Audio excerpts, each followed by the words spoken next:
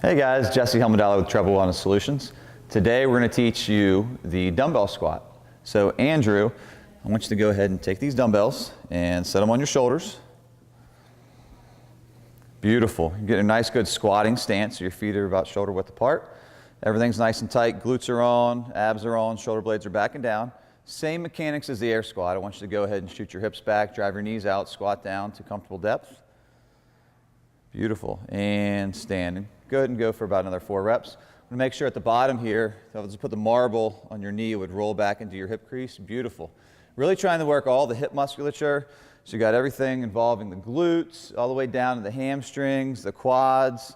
Everything's really working here, making sure that you're staying nice and braced through the abs. Go ahead and do 2 more for me, please.